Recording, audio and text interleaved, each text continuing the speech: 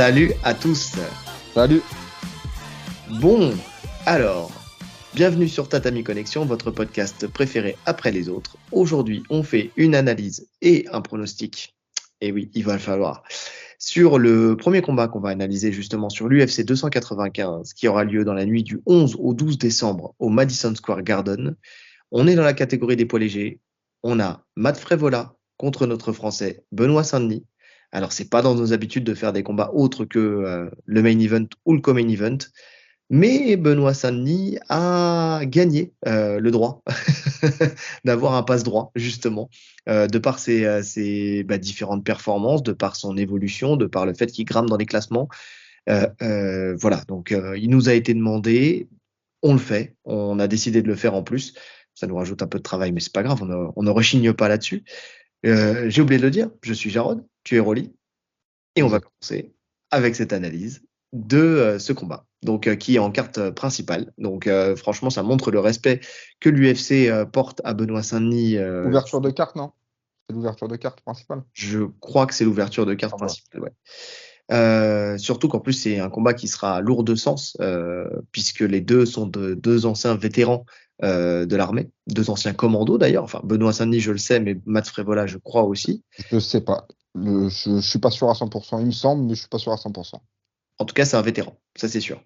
Et qu'est-ce que je voulais dire? Et donc, vu que ça se passe donc le 11 novembre, qui est la date de l'armistice de la Première Guerre mondiale, bon bah pour le coup, c'est pas mal. Je sais pas s'ils vont faire ce qu'ils avaient promis, c'est-à-dire faire un short personnalisé pour les deux à la demande. Ils avaient fait une demande pour ça. En tout Dana, cas, il a dit qu'il était ouvert. Hein. Il a dit qu'il était, qu'il fait l'idée. Maintenant, est-ce que ça va être fait? Je sais pas. Mais en tout cas, il était OK avec cette idée. s'il n'y a pas le short, il y a déjà le protège-dents de Benoît Saint-Denis qui a fait un petit protège-dents 14-18 là. Donc voilà, il y a au moins un petit clin d'œil à ça. Alors, on va décortiquer ce combat. On va faire comme d'habitude. On va avoir la partie boxe, la partie lutte, la partie sol. En plus, ce qui est bien, c'est que pour ces deux combattants-là, il y a des choses à dire dans les trois catégories. Et on va commencer, une fois n'est pas coutume, par le Tale of the Tape avec un démarrage avec Matt Frevola. Donc, Matt Frevola qui fait 1m75 pour une allonge de 1m80,3 cm. Il est à 11 victoires, 4 KO, 3 soumissions et 4 décisions. 3 défaites, 2 KO, une décision. Il n'a jamais été soumis. C'est important de le dire parce qu'il affronte Benoît Saint-Denis. Et un match nul. Benoît Saint-Denis, c'est 1m80 pour une allonge d'1m85,4 cm. Donc 5 cm d'allonge en plus. Il est à 12 victoires, 3 KO, 9 soumissions et une défaite, donc à la décision. Donc c'était dans la catégorie du dessus contre Eliseu Dos Santos. Ouais, Dos Santos. Donc voilà, lors de son premier combat à l'UFC, où il avait fait un combat, c'était une boucherie ce combat, mais il avait fait un sacré combat dans la catégorie du dessus, mais dans sa catégorie à lui, il n'a jamais perdu pour l'instant. Et il a un no-contest aussi à son actif. Donc, ce qui est important de dire, c'est que Benoît Saint-Denis n'a jamais été à la décision. 9 soumissions, et ce qui sera le premier à soumettre Matt Frevola, on le verra. Hormis le combat contre Eliseu, où ça va la décision. Oui, je parle dans sa catégorie. Ouais, je reste dans la catégorie. Mais voilà, Eliseu, en plus de ça, où voilà, il y a un contexte un peu particulier, c'est qu'il a été à la décision contre lui, mais il a été ensuite pris pour dopage. Alors ça ne remonte pas, bien sûr, au combat de Benoît Saint-Denis, parce que forcément, en fait, l'historique, c'est au moment où tu as été testé. Donc c'est tous les combats à partir du moment où tu as été testé. On ne remonte pas avant parce C'est que pas rétroactif, ouais. exactement, ils n'ont pas la preuve qu'à cette époque-là, ils se dopaient. Bon, même si normalement, si c'est fait à l'instant T, dans ce cas précis, on peut se douter que c'était le cas avant. Bon, bref, de toute façon, pas de polémique. C'est pas grave, il a été une fois la décision et avec une défaite, mais dans la catégorie du dessus. On commence par la boxe. Donc, Frévola, moi, la première des choses que j'ai vues, c'est qu'il aime aller à la bagarre. Il n'a pas un style particulier. En fait, il n'a pas un style signature. C'est vraiment un boxeur qui va te rentrer dedans. Alors, il sait retenir les chevaux, il n'y a pas de souci là-dessus, mais la plupart du temps, en tout cas sur ses derniers combats, il allait plutôt de l'avant. Il fonçait un petit peu, il cherchait véritablement potentiellement le KO au premier round, ce qui a été le cas d'ailleurs sur ses 3 derniers combats. Donc voilà, on sent qu'il est sur une mouvance comme ça où il cherche à avancer, il cherche à mettre la pression à son adversaire. il sautille énormément, mais il sautille pas, tu sais, d'avant en arrière. En fait, il sautille sur ses deux pieds. C'est très drôle, tu sais, tu le vois bondir comme ça. Donc, Tu tu sens sens qu'il a qu'il a- envie de tout lâcher, en fait. c'est ça. Il est sur la retenue, ouais. Et ouais, il est sur la retenue et il a envie d'exploser. Donc, il saute sur les deux pieds en même temps. Il avance pour mettre la pression à son adversaire. Il frappe avec de larges crochets. Donc, c'est vraiment ça qui le caractérise, c'est ses larges crochets, en prenant soin quand même d'esquiver dans l'échange. C'est-à-dire qu'en fait, il va envoyer ses crochets, en même temps, il va descendre la tête pour essayer de passer en dessous les contres de l'adversaire. Mais toujours les mêmes mouvements. Il envoie un crochet, il fait son mouvement de tête, il envoie un crochet, il fait son mouvement de tête. Mais après, c'est vraiment tout ce qui est côté droit qui est dangereux. Point droit, jambe droite, c'est là où il frappe le plus fort. Oui, je suis d'accord. Je suis d'accord. Bon, et après, il sait se calmer et se temporiser. En tout cas, par le passé, il a réussi à le faire avec pas mal de travail de jab quand même. Tu sais, il sait se calmer, envoyer ses jabs et attaquer, on va dire, et rentrer en tout cas dans une boxe un peu plus calme et un peu plus posé. Mais c'est vrai qu'il a tendance en début de combat à essayer de finir tôt. Après, tout dépend de ce qui est mis en face de lui après derrière. En fait, si jamais tu arrives à le contrer dans les débuts, là, il va un peu plus se calmer directement. Quand il arrive au contact, il vient chercher le collar tie, il envoie ses crochets. C'est ce qui s'est passé comment il s'appelle, j'ai oublié de noter le nom. Azaïta, Azaïtar, exactement. il est éteint d'ailleurs. Ouais. Alors, il l'éteint pas sur le premier, c'est marrant parce que c'est pas sur le crochet justement du droit, mais c'est sur le crochet du gauche qu'il l'éteint. C'est sur le retour en fait. Il est court en plus. Ouais. Premier crochet, il lui envoie. Deuxième crochet, il l'envoie en descendant, il chope la mâchoire et c'est là où il le fait tomber. Mais alors, il le fait tomber net. Il a le KO power. Ça, c'est une certitude de toute façon. Alors, pas forcément KO net, tu sais, où tu vas tomber et puis voilà, tu vas avoir les yeux révulsés, mais en tout cas suffisamment pour pouvoir suivre au sol et finir en TKO. C'est ce qui s'est passé avec Drew Dober, par exemple. Mhm. Donc, voilà. Niveau jambes, tu en parlais tout à l'heure, effectivement, l'essentiel de ses frappes viennent de sa jambe arrière, que ça soit sur des low kicks, sur des middle, high kicks, coups de pied retournés. Par contre, il a une grosse variété de coups de pied, quand même. Le coup de pied retourné, bon, on va dire qu'il est là pour Ouais. être là. Il le met pour le mettre. C'est ça. C'est quand il est à distance, il va l'envoyer histoire de continuer en fait à créer du danger finalement. Tu sais, c'est plus pour empêcher l'adversaire de rentrer plutôt que de chercher à le mettre comme ferait un Barbossa, tu sais, pour mettre KO. Donc voilà. Par contre, c'est vrai qu'il envoie énormément de kicks. Il envoie quand même beaucoup de kicks et beaucoup de high kicks, j'ai trouvé. Ouais, il kick beaucoup. Il kick, c'est pas dégueu, hein. Les kicks qu'il envoie, c'est pas dégueu. Moi, j'ai noté aussi qu'il envoie pas mal de Superman Punch. Dans tous ses combats, il envoie un ou deux Superman Punch. Tu vois, Mm. c'est un mouvement qu'il fait pour rester à la distance. Et après, bon, il brawl. C'est un brawler, hein. C'est là où il est le plus fort, en fait. C'est pour ça qu'il cherche la bagarre. C'est-à-dire, techniquement, il est pas dégueu, mais c'est limité. Mais là où il est vraiment dangereux, c'est dans l'échange. Oui. Quand tu rentres à la bagarre en fait. Et tu connais le dicton. Il vaut mieux être un brawler qu'un branleur. Bon, bah, lui pour le coup c'est plutôt un brawler, donc c'est pas C'est un mal. brawler. C'est un brawler. Et ça colle avec le style de Benoît Saint-Denis. Ça colle avec le style de Benoît Saint-Denis, oui, même s'il va falloir être vigilant avec Frévola parce que en fait, on l'a dit, il a le KO power, donc quand tu rentres à la bagarre comme a l'habitude de faire souvent, justement Benoît Saint-Denis, pas tout le temps, Non, c'est-à-dire pas qu'il tout va le se temps. Ouais, c'est vrai, temporiser, pas tout le temps. mais il a la capacité, enfin il a toujours une petite tendance à accepter et à rentrer dans cette bagarre. Ça marche jusqu'au jour où ça marche plus. Et là, moi, ce que je note, en tout cas sur ce combat-là, c'est que attention, parce que contre Frévola, ça peut très vite te jouer des tours et tu peux très vite perdre ton combat à cause de ça. Bon, maintenant, il a jamais montré de signe de faiblesse au niveau de la mâchoire, mais bon, il suffit que d'un crochet à la mâchoire pour que, pour que tout s'arrête, quoi. Donc, surtout qu'on parlera dans les à côté de la fréquence de combat de Benoît Saint-Denis. Euh, Sinon, niveau défense, il est surtout très poreux quand c'est des frappes en ligne. Alors, comme souvent d'ailleurs sur ceux qui mettent pas mal de crochets, c'est-à-dire que ils ouvrent le jeu, donc forcément quand tu Mhm. rentres dire en ligne droite, bah tu vas plus vite que le crochet, donc voilà, et surtout bah t'as le menton à la fenêtre, hein, donc pour le coup c'est ce qui s'est passé avec McKinney. Alors très rapidement pour McKinney, c'est-à-dire que dès le début du combat, il envoie son 1-2 au visage, ce qui le fait, ce qui l'éteint littéralement, directement. Mais c'est vrai que j'ai remarqué que sur beaucoup de ces combats, quand tu rentres en ligne directe, quand on va surtout ton gauche-droite, là, comme ça, bah, tu peux le toucher et tu le fais vaciller. Même Tu le sur fais la vaciller. gauche, hein. Drew Dober, il le touchait avec sa gauche en ligne, hein. Ouais, ouais. Donc, c'est une piste à exploiter, surtout d'autant plus que, en plus, Benoît Saint-Denis frappe beaucoup en ligne directe, lui, pour le coup.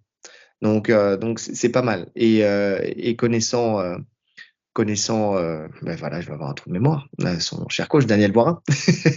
Daniel Boirin, il l'a vu, c'est sûr, et ils ont dû le travailler, c'est sûr. Donc, surtout que c'est pas bien dur à décortiquer ou à décrypter. Donc effectivement, ce travail en ligne, je pense il va être privilégié pour ce combat-là. Non, clairement. Bah, comme pour moi, la stratégie qu'il avait mis Drew Dober en place, jusqu'au KO, elle était pas dégueu, hein. Il lui mettait la pression, Mhm. il mettait dos à la cage, il travaillait avec son direct, il l'obligeait à tourner du coup sur le côté droit, Mhm. sur son côté droit à lui, et tu sens qu'il n'était pas à l'aise de tourner dans ce sens-là. Oui, Je sais pas si tu as noté ça, mais il n'était pas à l'aise. Il préfère tourner quand c'est un droitier, donc tourner vers la gauche. oui, Donc il est plus à l'aise.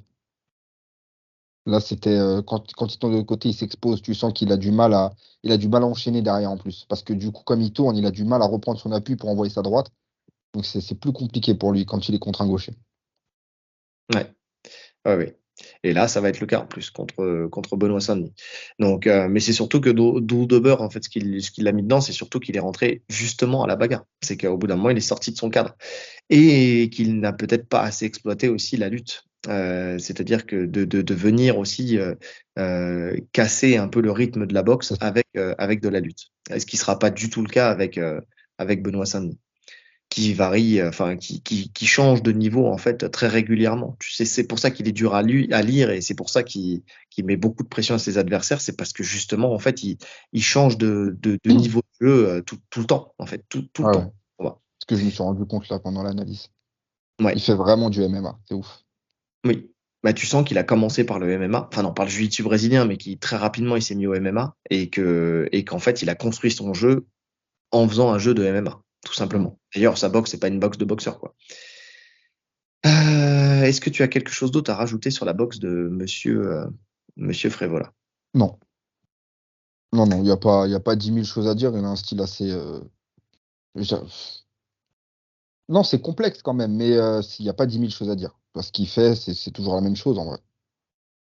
Oui, oui, oui, oui. C'est-à-dire, oui, alors c'est toujours la même chose, mais à la fois, en fait, oui, on peut pas rendre sa boxe plus simple qu'elle ne l'est, elle est pas simple, tu vois. Mais c'est surtout que, tu sais, en gros, t'as des boxeurs où tu vois une patte, tu vois un style, t'as un truc à décortiquer, t'as un truc à dire, voilà, lui, ce boxeur-là, tu vois, il a cette aptitude-là, il a Mm. cette façon de boxer. Lui, c'est comme tu l'as dit tout à l'heure et comme on l'a dit, c'est un brawler, tu vois. Donc en fait, c'est c'est c'est précis mais c'est brouillon. Enfin, je sais pas comment le dire. C'est-à-dire qu'il va être clean dans ses frappes, mais par contre, il va rentrer comme on en a déjà parlé de ça. C'est la bagarre de saloon, mais une bagarre de saloon de Et professionnel. maîtrisé. Ouais, c'est Voilà, ça. c'est maîtrisé.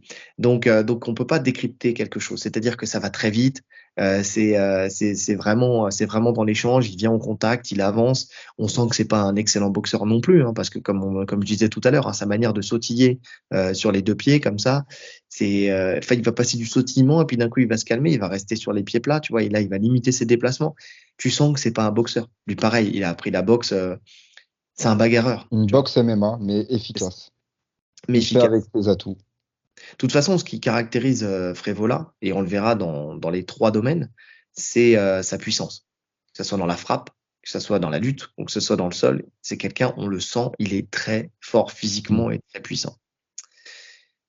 On en parlera juste après. Benoît Saint-Denis, donc lui, on l'a dit tout à l'heure, c'est un gaucher. Sa grosse arme pour moi, mais je pense que ça doit être la même chose pour toi, mais c'est sa jambe arrière aussi.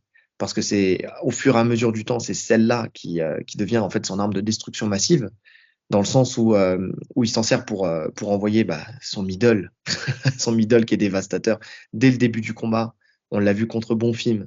On l'a un peu moins vu. En tout cas, Ah, on l'a vu quand même, hein, contre alors, Moïse.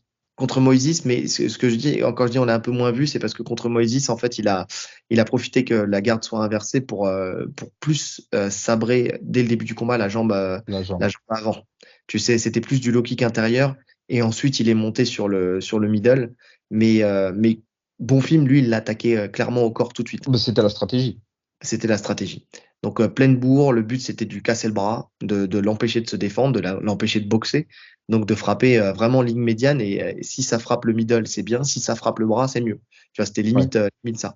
Mais en fait, en plus, tu sens que déjà tous les kicks, ils les envoient pleine balle. Il n'y a Ouais, pas de retenue. Et exactement. surtout sur les low kicks, en général, les gauchers, ils ont peur de kicker à l'intérieur parce que tu peux facilement prendre le genou du mec, tu vois. Lui, tu sens que rien à foutre. Il envoie pleine balle. Si ça tape le genou, ça tape le genou. Parce qu'en fait, ils sont pas spécialement préparés, hein. C'est pas dans un enchaînement, ils les envoient en isolé. De temps en temps, il les prépare, c'est-à-dire De qu'il va temps en envoyer temps, ils les préparent, mais de temps son en temps, ils avant, les balancent. c'est son point avant suivi de la jambe arrière, quoi. Donc oui, ça lui arrive de les préparer, mais c'est vrai que la plupart du temps, il les balance, et puis il les balance comme un coup de hache, quoi. C'est-à-dire que ça vient, ses jambes tendues, ça part vraiment très fort, quoi. Et tu sens que ça fait mal. C'est, voilà, Et c'est c'est ça. propre. Techniquement, franchement, les middle, ils sont propres. Oui. Ils sont propres parce qu'ils sont précis. Enfin, tu sais, le plus gros risque quand tu envoies un middle, et c'est pour ça que beaucoup ne frappent pas en middle suffisamment, c'est parce que tu peux prendre le coude. Tu vois, donc tu parlais du genou quand tu frappes en low kick intérieur cuisse, mais t'as le Le coude coup de sur le ça tout. middle. Voilà. Tu prends un coude dans le tibia, d'ailleurs il l'a pris hein, contre Moïse, mais tu te rends compte que bien qu'il l'ait pris, en fait ça l'a pas arrêté. Là, lui, pour le coup, on parlait de la puissance de Frévola qui se ressent, quel que soit le domaine, le Mm. niveau de combat. Il y a la puissance du côté de Benoît Saint-Denis, mais il y a surtout le mental. Il a un mental à toute épreuve. En fait, il est incassable, imbrisable. Alors que ce soit physiquement, alors jusqu'au jour où ça pète, hein. Si ça pète, ça pète. Mais je veux dire, tant que ça pètera pas, en tout cas, peu importe la douleur, l'homme continuera à avancer, l'homme continuera à kicker. Et en plus, la puissance, parce que quoi qu'il arrive, bah, il frappera toujours avec la même intensité. Donc, il est déterminé. Ça, c'est vraiment le truc chez lui, Ça, c'est c'est le la mot, hein. détermination. C'est ça. Alors, il peut donc envoyer ses low kicks. Niveau anglaise, il a une garde alors j'ai noté ça, c'est une garde de karatéka, mais en fait c'est pas complet. C'est-à-dire que c'est pas une garde de karatéka où il va être dans l'explosion comme fait un Michael Chandler. Mhm. Quand je dis garde de karatéka, c'est vraiment sur l'anglais, c'est sur son positionnement de bras, où il va avoir son bras avant qui va être en avant justement, Pour checker la avec main avant.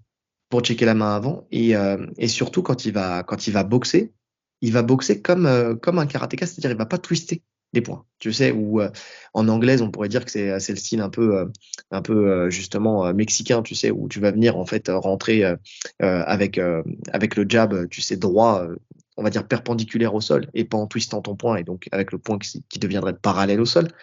Donc lui il va boxer de cette manière-là, mais mais vraiment, ça va être avec ce point avant qui est quand même très en avant. Mais il a un très bon jab, malgré ça. Parce que même si son point est très en avant, en fait, quand il va le développer, il va être très relâché, quand même. Et il va bien le développer, c'est-à-dire que jusqu'au mouvement d'épaule, en fait, où il va aller le chercher vraiment avec l'épaule, il va aller au bout de son jab, quoi. Donc ça, c'est une grosse force, parce que voilà, ça crée du dégât aussi. Souvent, il va suivre avec son bras arrière. Donc, quand il va envoyer, même, il va même chercher des fois à casser la distance en envoyant justement des séries de directs où il va rentrer, ding, ding, ding, tu vois ce que je veux dire, où il envoie ses frappes. Et en fait, que ce soit le bras avant ou le bras arrière, en plus, il envoie tous les deux avec ce même angle de frappe, quoi, c'est-à-dire avec les points perpendiculaires au sol. Mhm. Donc, il passe dans la garde et il envoie, pam, pam, pam, et il casse la distance jusqu'à après, après lui aller chercher la lutte, pour le coup. On en parlera après. Ouais. Qu'est-ce que Travaille au corps aussi. Il il travaille travaille? pas mal au corps. Oui, C'est à noter parce que c'est assez rare, hein, pour les boxeurs de travailler au corps en MMA. Et lui, il n'hésite pas à travailler au corps. Même sur des séries, hein. Il peut envoyer deux, trois crochets d'affilée au corps, remonter à la tête. exactement. Même bah, souvent, il s'ouvre au visage quand il travaille au corps, justement. Parce qu'en fait, il travaille au corps en mode je m'en fous, tu vois. C'est vraiment, en fait, quand il fait un truc, il calcule plus rien. S'il a décidé de te taper au corps, quoi qu'il se passe, il va te taper au corps. Ouais, c'est vrai, c'est vrai, c'est vrai, et c'est ce Bah, qui contre est, Moïse, il se fait contrer comme ça, hein. oui, oui, c'est quand il rentre sur la série de crochets justement où Ouais. Moïse après rentre à la tête. C'est vrai. Le seul souci que j'ai, c'est que dans ces moments-là, du fait de son mental, c'est qu'il va pas désengager. Parce qu'il pourrait très bien frapper au corps, en prendre une, Ouais, désengager. non, bien sûr. Donc, Mais c'est ce que je te dis, c'est ce côté jusqu'au boutiste, tu vois. Ou si dans sa tête, il a une série de 4, il va pas ressortir tant qu'il n'a pas mis ses 4. Même si à chaque coup, il se fait contrer, il va continuer, il va finir son enchaînement. c'est vrai. C'est sa force et sa faiblesse aussi. Euh, Ce qu'il aime bien faire aussi, c'est commencer avec le point arrière en direct. Donc souvent justement, il le sort directement. Donc ça arrive souvent hein, chez les boxeurs Oui, c'est des gauchers, ça. ouais, que ça soit pas forcément le jab qui soit mis en application, mais comme ils viennent checker la main en fait avec le point avant, c'est d'envoyer tout de suite le point arrière en première intention pour revenir en plus avec le crochet du bras avant suite à ça en fait. Direct du bras arrière, crochet du bras avant. Donc ça c'est un enchaînement qu'il fait bien et qu'il apprécie beaucoup. Euh, Comme il a tendance aussi à avoir les mains un peu basses, ses coups en ligne directe, il arrive d'envoyer ces espèces d'hybrides, tu sais, entre l'uppercut et le direct, Percuter le direct, ouais. où tu remontes un petit peu sur un coup, sur un coup en fait, sur un coup direct, quoi, comme un jab remontant. Tu vois, il va en fait comme s'il allait feinter au corps et puis au dernier moment il allait Hmm. remonter la tête. Donc ce qui donne une boxe pas toujours facile à lire. Et puis de toute façon toujours avec beaucoup de volume. Donc c'est pareil, c'est difficile à stopper. Euh, Ses coudes, quand il décide d'envoyer ses coudes aussi, c'est très dévastateur. On l'a vu là, hein, sur son dernier combat, hein. Contre Moïse, ouais. Son coude du bras arrière, c'est surtout le bras arrière. Le bras avant, il touche pas énormément, mais alors le bras arrière, Sous il touche. différents angles, hein. Il Ouais, l'envoie en remontant, il l'envoie en latéral. exactement. Exactement. Et en sortie de clinch. Sortie de clinch, le coude sort directement. Il a tellement marqué justement Moïse avec ses coudes que même lui a décidé d'en mettre à un moment, avec moins de réussite, mais il a décidé de les sortir parce qu'il en avait marre d'en prendre en fait, parce qu'il l'a ouvert complètement. Il l'avait ouvert au-dessus du sourcil. Alors ça, Ouais. c'était sur un coup de coude au sol. Mais en tout cas, c'est une arme qu'il a rajoutée et qui fonctionne très bien. Puisque vu qu'il a tendance à avancer sur son adversaire avec ses séries de directs, comme on a dit tout à l'heure, directement derrière, quand il est au contact, quand il est à C'est ça, en mi-distance, fait. Parce qu'il se retrouve automatiquement à mi-distance. À c'est partir du moment où l'adversaire est dos à la cage, il peut plus reculer, lui, il continue d'avancer, il est forcément à mi-distance. Et les coudes, c'est une arme parfaite. Mm, mm, exactement. Et il fait ça très bien. Ses genoux, il les envoie essentiellement quand il est sur des contrôles de lutte. Hmm. Il va pas clincher pour envoyer les genoux, mais par contre, il sait les utiliser quand il passe derrière son adversaire pour venir matraquer le nerf sciatique. Ça, c'est quelque chose qu'il fait très bien. La cuisse et le nerf sciatique. Il a un très bon coup d'œil. Ça, si on parle du défensif, quand tu viens l'attaquer à la tête, il a un bon retrait de buste. Bon retrait de buste, ouais. Et sur les high kicks aussi, il a la main qui monte très bien. Franchement, il bloque très bien les high kicks. Les middle kicks, il va plus les accepter, tu sais, les faire passer devant lui, tu sais, les Mhm. accompagner avec la main avant. Non, franchement, au niveau défensif, il est pas mal. Il Ouais, est, même le low kick, hein. Soit il le prend, soit il retire la jambe. Soit il a le réflexe de retirer la jambe. mm, En fait, quand il n'est pas dans le brawl, quand il rentre pas dans la guerre, il a une très bonne défense. Il n'y a rien à dire. c'est ça. Il y a que quand il décide effectivement de rentrer et de faire une bagarre de bonhomme où là, bah, il bloque les coups avec sa tête, quoi. C'est ça le problème. Il bloque les coups avec sa mâchoire. Ouais. Après, c'est le prix à payer, hein. Si tu rentres à la bagarre, on sait que c'est du 50-50. Oui, oui et non. Quand tu rentres à la bagarre, tu sais que c'est du 50-50, ça dépend de ton niveau de boxe, hein. Tu prends un mec comme Della Magdalena, tu vois, dans la bagarre, il va. Ou même Volkanovski, tu vois, il va rentrer à la bagarre et la plupart du temps, il va réussir à esquiver quand même les frappes dans la bagarre, tu sais. C'est-à-dire que le coup d'œil, et on l'avait dit dans l'analyse, tu vois, de ses combats, c'est-à-dire qu'il va rentrer, lui, il va toucher quand il va rentrer à la bagarre, mais par contre, il va réussir à juste passer sous les coups ou à esquiver les coups au bon moment. Rose Namajunas, c'est pareil, tu vois, quand elle rentre Ouais, à mais la bagarre, après, eux, ils ressortent. oui, il ressort. Là où lui, il va rester. Je suis d'accord, mais ils ont cette capacité quand même quand ils rentrent à la collision, tu sais, même si, parce que Rose Namajunas, pour le coup, elle peut rester à la bagarre sans se faire toucher, tu vois. On l'avait vu quand on l'avait analysé pour Manon Fiorot, Mhm. justement, c'était là où elle était la plus efficace. C'est quand elle restait au contact et où elle arrivait à esquiver et à remiser, elle, par contre, dans la foulée. Non, quand tu as un bon coup d'œil, quand tu as un bon jeu d'esquive, quand tu as un bon mouvement de buste, un bon mouvement de tête, tu peux rentrer à la bagarre sans prendre trop de dégâts. Benoît Saint-Denis, c'est moins le cas. Il faut comprendre que de toute façon, il a découvert le MMA il n'y a pas longtemps, il a découvert la boxe donc il n'y a pas longtemps, et donc c'est pour ça qu'il progresse à chaque sortie, mais qu'il a encore comment dire, des problèmes sous certains aspects, comme celui de la défense. De la défense, pas quand il est à distance, parce que là, on l'a dit, il a un bon coup d'œil, et surtout, il a cette grande force de son mental, encore une fois, ce qui fait que il voit venir les coups. Pourquoi? Parce qu'il va pas fermer les yeux. C'est-à-dire que, vous savez, on en a déjà parlé, hein. Le plus dur quand on boxe, c'est d'arriver à garder des yeux grands ouverts, peu importe ce qui se passe. Lui, pour le coup, il arrive à le faire. Ce qui fait que quand tu as les yeux ouverts, forcément, tu as plus de facilité à venir et à voir venir les coups. Donc, tu peux esquiver.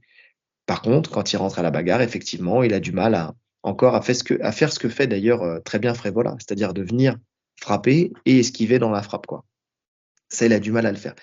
Par contre, dès qu'il est touché, il va rentrer dans les jambes. Frévola aussi, de la même manière. Dès qu'ils prennent un coup dur, ils vont tout de suite rentrer dans les jambes et ils vont tout de suite coller l'adversaire à la cage, quoi. Donc ça, c'est une autre manière de défendre, en fait, finalement. Tu vois, c'est une autre manière de minimiser le risque d'être KO. Ouais, mais bon, faut toujours faire attention sur ce type d'entrée, justement quand tu es touché. Parce que tu peux te faire contrer, que ce soit en soumission, en coup de genou. Il a pris un coup de genou contre Bonfim, je crois, sur une entrée. J'ai Contre pas revu. Moïse. Si, Ouais, si, il prend un coup de genou. Sur les deux derniers combats, là. Il prend un coup de genou sur ces phases-là. ouais, ouais. Bon, même si on sait que quand tu rentres le coup de genou, en fait, finalement, la plupart du temps, tu minimises l'impact du genou parce que tu rentres en même temps, donc tu le prends, mais tu le prends pas. Enfin, faut que le timing soit vraiment très bon pour que, ça peut arriver, hein, mais il faut qu'il soit vraiment très bon et que tu sois rentré vraiment beaucoup plus rapidement avec ton genou que l'autre dans sa phase de lutte pour qu'il y ait un impact significatif qui puisse te mettre KO.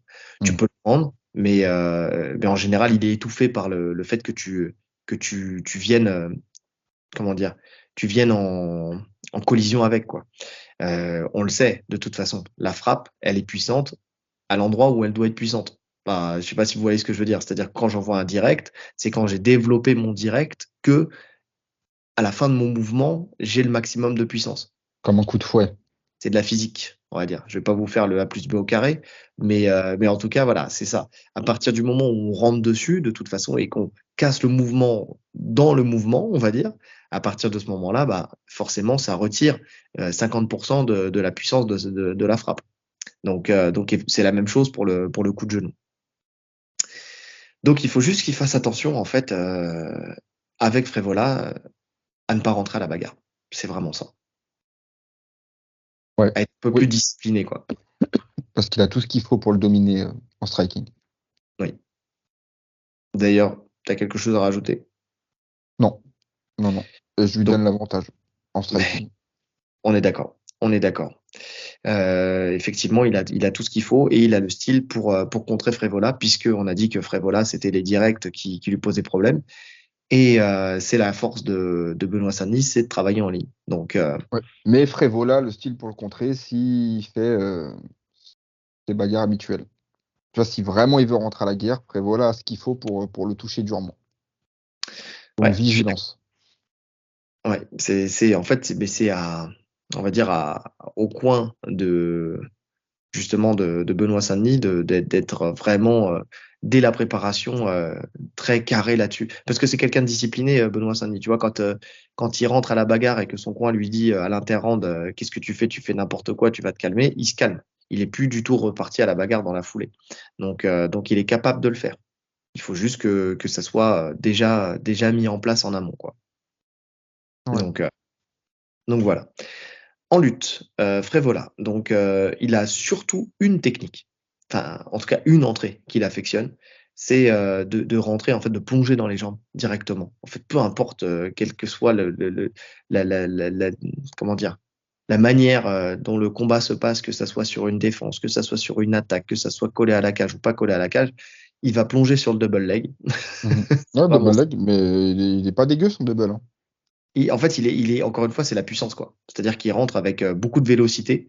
Par contre, derrière, il va tout de suite transitionner quand il va se relever sur le single leg 90% du temps. S'il n'arrive pas à faire chuter en fait dans le double leg, il va pas s'acharner sur le double leg. Il va venir saisir la jambe. Donc pour se relever, il est très puissant. Il arrive à même arracher l'adversaire au-dessus de sa tête. Alors toi, tu t'as pas vu ce combat visiblement, mais contre Luis Pena, il le colle à la cage, il prend le single leg, il l'arrache au-dessus de sa tête et il le jette en l'air encore. Mais tu vois, c'est pour ça que je parle de puissance. C'est-à-dire qu'une fois qu'il l'a arraché au-dessus de sa tête, et puis en plus, c'est pas technique, hein.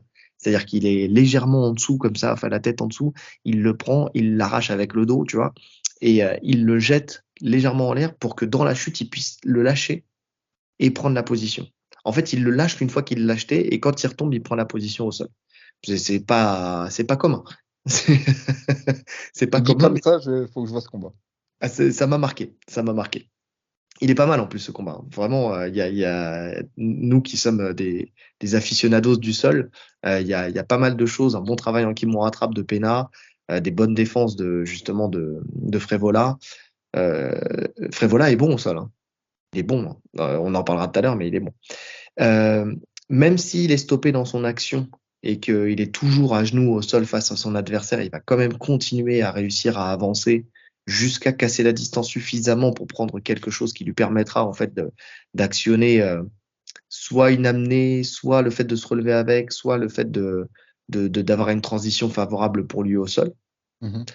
Donc et ça montre encore une fois un bon mental aussi, hein. C'est-à-dire qu'il va pas lâcher l'affaire, il va aller au bout et il Non, non, mais ne lui aussi, sacrifie. hein. Tu sens qu'il a un sacré mental, hein. De toute façon, les commandos, je crois, ils sont pas formés comme nous, hein. Tu sais, ils ont vécu tellement de choses, ne serait-ce que dans le, on va dire oh, je perds mes mots à chaque Dans fois. l'entraînement, dans la préparation, Même au-delà de la préparation, tu sais, les tests, voilà, les tests préparatoires Ouais, pour y aller, tu sais que ils sont pas câblés comme nous, quoi. En défense à la cage, il essaie de se glisser, en fait. C'est vraiment marrant, hein. C'est-à-dire il va lever ses bras, tu sais, et puis il va essayer de s'effacer. Tu sais, d'être tout oui. nu, de s'effacer en Bah, dessous. pour moi, c'est son point faible, la défense à la cage, hein. Mm. C'est là où c'est le plus facile de l'amener, c'est là où c'est le plus facile de le contrôler. Oui. Parce que, comme tu as dit, il est très physique. Si tu shootes à l'ouvert, il défend plutôt bien, il scramble bien. Mais à la cage, ouais, c'est limité. Bah, en fait, c'est marrant parce que il ne sait pas défendre de la manière dont Benoît attaque. Tu sais, c'est-à-dire dans le sens où quand tu viens et que tu le ceintures et que tu passes dans le dos, tu viens Oui. crocheter sa jambe et tout ça, il a beaucoup de mal avec ça. Tu l'amènes tout le temps. Ouais. Par contre, en fait, tu l'amènes. Quoi qu'il arrive, tu vas l'amener. En fait, finalement, parce qu'il a pas une excellente tech dans de défense. Ce qui est là où il est très fort, c'est pour se relever. Soit pour faire un scramble, donc où il va réussir à, comment dire, rentrer le bras entre les jambes, te renverser pour revenir dessus et y arriver à prendre une position. Soit il va arriver à se rasseoir, revenir à la cage, se relever avec beaucoup de puissance. Tu sais, il a vraiment ce truc où tu sens que à stabiliser, c'est très C'est compliqué. compliqué. Non, ça, c'est sûr que c'est compliqué. Et encore une fois, il a ce mental tu peux le faire tomber 20 fois, il va se relever 20 fois. C'est ça, exactement. Donc c'est vraiment ça qui m'a marqué en fait dans sa défense, c'est que le faire chuter, c'est pas le problème, c'est la suite. C'est une fois que tu es au sol. Et ça explique pourquoi en fait il s'est pas jamais fait soumettre. En fait finalement, bon, même si on en parlera après, c'est surtout parce qu'il a une défense de soumission qui est extraordinaire. Mais mais pour le coup, c'est vraiment parce que déjà il faut arriver à mettre la main dessus même dans sa recomposition de garde, quoi. C'est-à-dire qu'une fois arrivé au sol, il peut recomposer et derrière être dangereux en fait dans sa garde, enfin créer du danger. Mais en tout cas, non, il est bon. Il va arriver à se relever. Il va arriver à se relever. Tu vois, et puis il y Ouais. a beaucoup d'endurance. Parce que tu parlais de Saroukian, le combat contre Saroukian, il se relève sur les 3 rounds. Ouais. Donc ça montre un physique et une caisse aussi énorme, une endurance musculaire énorme. Non, c'est solide. C'est solide. Mais après, c'est pas le domaine. Enfin, sur le combat, je pense qu'il va être plus axé sur la défense que sur l'attaque de lutte. Lui, Ouais. ouais. Bah, il aurait tout intérêt de toute façon. Quand tu vois le pédigré de Benoît Saint-Denis et sa Son nombre de capacité, soumissions, ouais. c'est ça. Donc oui, non, Normalement, si t'es logique, tu vas pas l'emmener au sol. Tu vas pas Non, chercher à pas. rester au sol. Mais d'ailleurs, quand tu regardes, il y a peu de monde qui teste Benoît Saint-Denis en lutte, véritablement, qui cherche à le shooter. Enfin, en regardant ses combats, j'ai pas trouvé beaucoup de monde qui a cherché à l'attaquer. Alors, il y en a. Il y a Moïse qui l'a amené une fois au sol, mais Ouais. c'est rare quand même. Mais il C'est avait rare. pas le choix. Debout, il prenait le bouillon. Excusez-moi. Toi aussi, visiblement. Une bronchite de ouf. Ouais, il est tout le temps malade, celui-là. Il a arrêté de se balader Ah. le cul chez lui, ça irait mieux. Tellement. On sort les off. Ah putain, tout à l'heure, il m'a dit, attends, je suis presque prêt, il me reste plus qu'à mettre un t-shirt. Non, mais toujours à poil aussi. Qu'est-ce que vous voulez que je vous dise? Et après, il me dit, ouais, j'ai la grippe, j'ai une bronchite. Ah, mais des Toujours pulls. chaud. Excusez-moi, j'ai toujours chaud. Ah, moi, je suis chez moi, je suis comme ça tous les jours. Je suis capuché. Eminem. Ah, vaut mieux être Eminem qu'Emilien. Donc, ça, c'est private. Réveil. Est-ce qu'on a fait le tour pour la lutte de Frévola? Ok. Donc, Benoît Saint-Denis, très puissant et très technique, pour le coup. Alors, c'est une lutte qui est calquée sur celle des Dagestanais. Enfin, tu sens qu'il y a une grosse inspiration lutte dagestanaise, pour le coup, qui s'est mis en place au fur et à mesure du temps. Et aujourd'hui, il est clairement dans ce schéma-là, c'est-à-dire, il vient, il te plaque à la cage, l'épaule à la hanche, puis il te ceinture, puis il se met perpendiculaire. Là, il va venir passer sa jambe devant ta Le cuisse. devant. C'est ça. Pour commencer à te basculer un petit peu, tu vas essayer de reprendre ton appui, il va crocheter la jambe. Et en plus, ce qui est marrant, ce que j'aime bien chez lui, c'est qu'il va te crocheter d'abord avec cette jambe, puis avec l'autre. En fait, il fait des switches de jambes, tu sais, pour être toujours sur le meilleur angle, pour te tracter. Derrière, il va donc, comment dire, il va réussir à se glisser dans ton dos, et puis il va te faire chuter vers l'avant. Donc vraiment façon dagestanaise, pour que le chemin vers le dos soit le plus facile possible après. Ouais. Non, franchement. Et puis ses timings, ses entrées, Mm. c'est quasiment toujours parfait. À part quand il se fait toucher et que, tu vois, il shoot parce que faut shooter. Mais quand il décide de rentrer, que ce soit dans ses enchaînements, dans les enchaînements adverses ou de lui-même comme ça, les timings sont parfaits. Ce qui fait que ça réussit quasiment tout le temps, hein. Parce que c'est vraiment, on parlait de Shimaev la dernière fois contre Ousmane où ses entrées, finalement, c'était dégueulasse. À Shimaev, il comble par sa puissance. Mhm. Mais les entrées de BSD, elles sont parfaites. Elles sont parfaites. Et surtout qu'en plus de ça, il rajoute à ça, quand il fait pas chuter vers l'avant, il peut aussi venir descendre très bas et resserrer les jambes. Tu sens qu'il est très puissant et qu'il a beaucoup d'allonge, Il a beaucoup 1m85. d'allonge. En fait, quand il joint ses mains derrière, tu sens que c'est foutu. C'est ça. Et donc, souvent, ce qu'il fait, c'est qu'il vient te ramener les deux jambes l'une contre l'autre pour te faire chuter aussi. Et en fait, quand il te fait chuter, tu vas essayer de te remettre à genoux. Là, et c'est ce qu'on disait tout à l'heure, il va te matraquer avec ses coups de genoux. Donc, il est très, très bon dans les frappes, dans ces positions-là. C'est-à-dire que ce que j'aime, que ça soit au sol ou que ça soit en lutte, il sait exactement quand il faut frapper et il sait exactement quand il faut réassurer sa position. C'est ça. Ça, c'est une force. C'est vrai. Ça, c'est une grosse force parce que souvent, les gens frappent et perdent la position. Mm. C'est pas du tout son cas. Donc ça, c'est vraiment très fort pour lui. Tu l'as dit tout à l'heure, il s'est shooté aussi en double leg. Il est vif. Il arrive à plonger avec beaucoup de puissance sur le double leg. Donc ça, c'est une bonne chose. Euh, en termes de défense, il a une bonne takedown defense. Et surtout, il a la takedown defense qui va être adaptée à Frévola parce que quand tu viens de shooter en double leg, très rapidement, il vient rentrer les bras en fait sous les aisselles et il arrive à te ramener, à te remonter en fait avec lui. C'est très dur de l'amener au sol. Il faut vraiment que tu aies un timing parfait pour pouvoir l'amener. Mais si jamais tu shootes et que tu es un petit peu loin, et ce qui a tendance à être Frévola, finalement, Mm. shooter un peu à l'arrache en puissance, tu sais, lui pour le coup, eh ben, tu peux être sûr que Benoît Saint-Denis va rentrer au moins un bras sous l'aisselle et va arracher Frévola. Il faudrait vraiment qu'il montre une puissance hors norme pour pouvoir l'amener systématiquement sur un double leg. Vraiment, il gère ça à la perfection. Ouais, non, franchement. Non, non, sacrée lutte. Qui bosse avec. Comment il s'appelle le coach de lutte? Euh, Maxime François.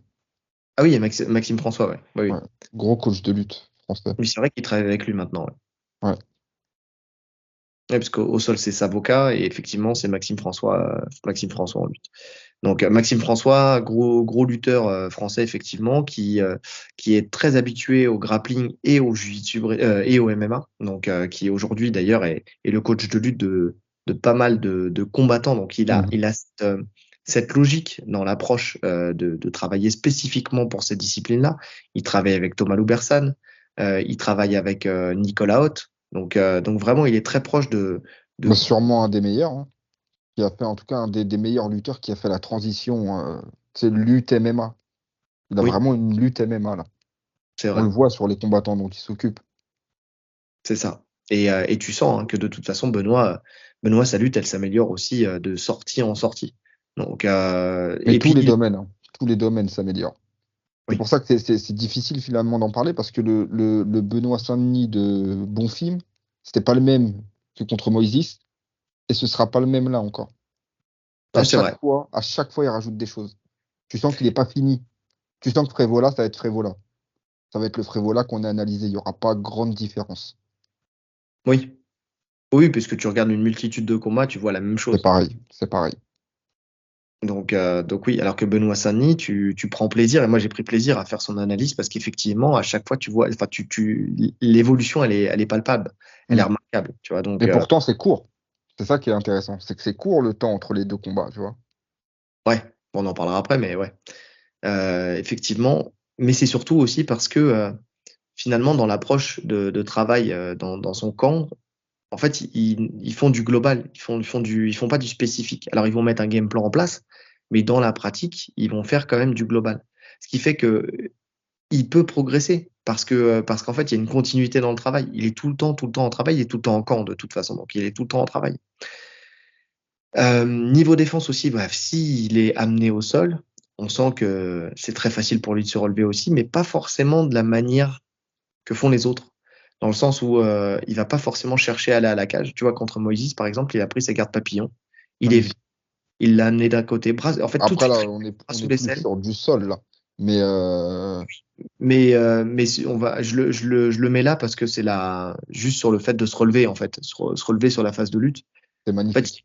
il a rentré le bras sous l'aisselle, il est venu essayer d'un côté. Bon, c'est pas passé. Il a réessayé de ce côté-là, c'est pas passé. Il a switché de l'autre côté, donc il a fait deux fois côté gauche, une fois côté droit. Côté droit, c'est passé. Il s'est relevé de la bonne manière. Il est rentré, donc il était toujours en underhook, boum, et derrière, sortie de clinch, coude, propre, facile. Et en plus, tu sens pas d'énergie, vraiment technique, Non, quoi. non, C'était facile. Donc, euh, donc voilà.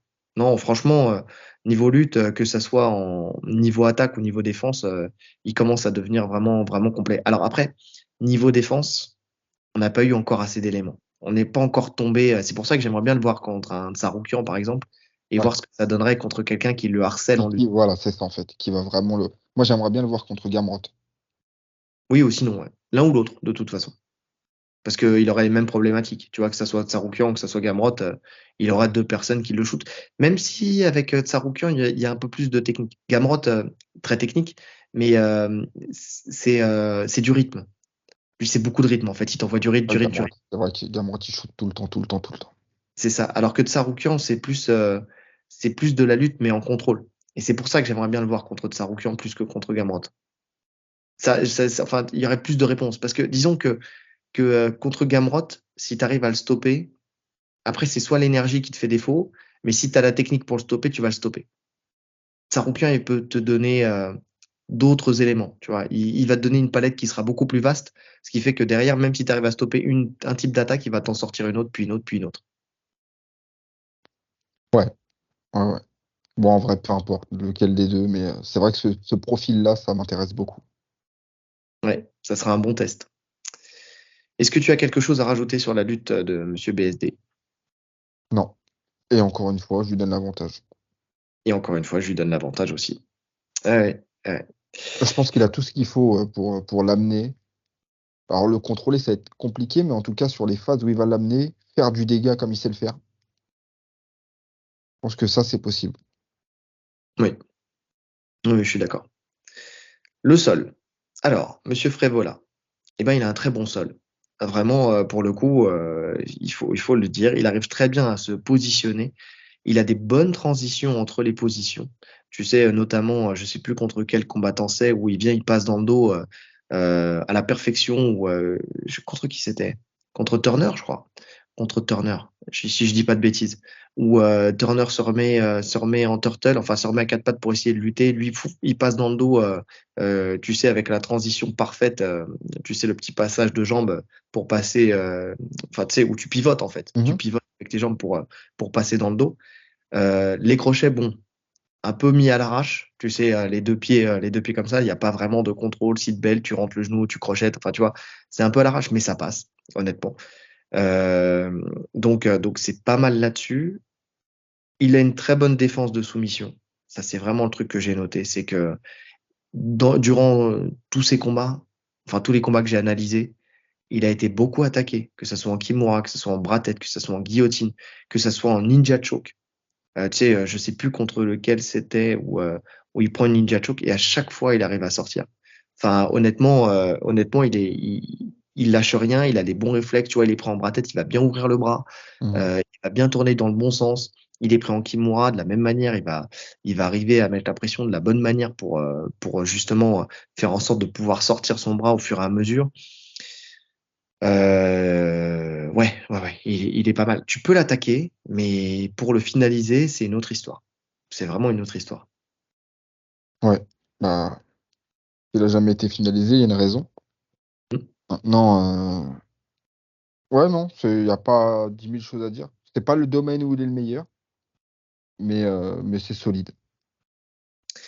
Alors, il n'est pas le meilleur, mais c'est plutôt dans l'attaque. C'est-à-dire qu'il va contrôler. Par contre, c'est au niveau soumission. En fait, le seul truc où il pêche pour moi, c'est parce qu'il est bon, hein, c'est dans la partie soumission où on voit, hein, il n'a pas soumis depuis Mhm. 2017, donc c'est pas hier, hein. C'était Et quoi? Une guillotine? je ne sais plus, je sais pas, 2017, mais je sais plus c'était quoi. J'ai pas noté. Par contre, en fait, on se rend compte qu'au fur et à mesure, il a compris qu'il avait des bonnes positions, qu'il était puissant, donc il va plus chercher en fait le grand endpoint. Et ça, c'est quelque chose qu'il fait très bien, par contre. Il arrive bien à suivre l'action. Je l'ai dit, il a des bonnes transitions entre les positions. Donc, même quand tu viens et que tu réagis et que tu essaies de switcher de position pour essayer de sortir de toutes ces frappes, en fait, il va te suivre à la perfection et puis il va continuer à frapper. Donc c'est dur de s'en débarrasser quand tu es au sol. Il est pas mal là-dessus. Ouais. Non, mais même sur le dos, je sais plus contre qui je l'avais vu, il recompose bien. Ça a Il, aucun. contre Saroukian, je crois. Oui. Tu sais, il arrive à te nullifier, en fait. Il prend bien la distance, il plaçait les genoux, il est repoussé avec les genoux, il panique pas. C'est propre ce qu'il fait. Oui, et puis il monte très haut, il monte les Quand hanches il, se- très haut. quand il se fait passer à un moment de sa routine, il arrive à le fixer. Tu sais, il le prend en bras tête, il le fixe et il passe en e-slide. Tout de suite, dès que Tsaroukian passe la montée, il explose. Enfin, c'est une galère à contrôler. Oui. Et encore une fois, parce qu'il est explosif et puissant. Tu vois, c'est toujours ça. En fait, quand tu as un mec qui est puissant, il va toujours réussir à t'arracher juste ce qu'il faut pour pouvoir, en fait, se remettre dans des bonnes dispositions. Mm. Tu sais, je le vois là avec les petits jeunes qu'on a au club. Là, tu en as certains qui ont beaucoup de force. Tu prends des positions montées, en fait, et même si c'est pas très propre, tu sais, le fait qu'ils explosent bien et qu'ils aient un bon timing, et tu en as naturellement qui ont un bon timing, tu sais, tu sens que pour garder ta position, il faut que tu sois au millimètre, tu vois. Et en Ouais. fait, plus tu avances dans le Et combat, et plus surtout que c'est dur d'être. la position montée, c'est pas forcément la plus facile à maintenir en vrai. Non, non, non. Non, c'est pas la plus facile à maintenir, c'est pas forcément la plus facile pour frapper. Ouais, il faut bien la maîtriser, hein, il faut bien la maîtriser. Le dos est plus simple. Bon, souvent la position montée conduit au dos, puisque quand tu commences à frapper, le mec te tourne le dos et donc tu prends le dos. Mais effectivement, c'est vrai. C'est une position où tu as du mal en fait à comment dire, à rester stable, à rester équilibré, et donc c'est pour ça que tu as du mal à frapper, en fait, tout simplement. Il suffit de ponter et de garder les hanches hautes, finalement. Enfin, l'erreur, c'est de croire qu'il faut contrôler les bras de l'adversaire quand t'es pris en position montée pour essayer de pas te faire frapper. En fait, si tu montes les hanches et que tu l'empêches de se stabiliser, à partir de ce moment-là, il est obligé de prendre ses appuis avec ses mains, donc il peut plus te frapper. Non, c'est Ouais. pas la meilleure Il y a, position. il y a- il y a- il y a moins en moins de finish en position montée, hein. Avant, en MMA, quand tu prenais la montée, il y a 10 ans de ça, c'était fini, tu vois. On savait que c'était terminé. C'est la position de la mort. Là, maintenant, finalement, c'est. Ouais, comme tu as dit, à partir du moment où tu pontes, l'adversaire reprend son appui, c'est difficile de frapper. Donc, non, c'est pas le top. Il faut être un Teixeira, en fait, pour avoir une Ouais. bonne montée, quoi. Un mec qui a une puissance dans les hanches extraordinaire, quoi. Donc, euh, donc ouais. Est-ce que tu as quelque chose à rajouter sur le sol de Frévola? Non. Non. Alors, Benoît Saint-Denis. Excellent sol. Voilà, voilà, hein, il y a pas à dire. Donc, ceinture marron de jiu-jitsu brésilien. Donc, c'est vrai que la dernière fois, on nous avait posé la question sur le niveau de sol de Benoît Saint-Denis. J'avais dit de ce que j'avais vu qu'il était ceinture violette. Mais j'ai été upgradé par Julien Casier de la Gracie Barin, une nouvelle fois, qui m'avait envoyé un message derrière. Il s'était entraîné pendant quelques temps avec lui, donc il savait très bien de quoi il parlait. Et il m'a dit qu'il était ceinture marron de jiu-jitsu brésilien. Donc, enfin, à l'instant où il me l'a dit, hein, ça se trouve peut-être que ça a changé d'ici là, mais je crois pas. Depuis ce moment-là, mais je crois pas. Il a des positions très fortes. Il est constamment dangereux sur les soumissions. Ça, c'est une réalité. C'est quelqu'un qui attaque constamment. Tu sais, t'en as qui ont l'instinct de la soumission. Lui, il l'a. Pour le coup, t'en as qui Mm. l'ont pas. Lui, il l'a. On le voit hein, sur ses 12 victoires, 9 soumissions. Donc voilà, le chiffre parle de lui-même. Il a une préférence pour les étranglements. Il fait pas que ça, mais il a une préférence pour les étranglements. Donc, que ça soit étranglement dans le dos, avec son cheminement en plus actuel. Enfin, étranglement dans le dos ou neck crank, hein, parce que son dernier combat, c'était un neck crank. Enfin, Ouais, sa mais c'est pareil. position, c'est Pour la moi, même chose. c'est la même chose. Ouais.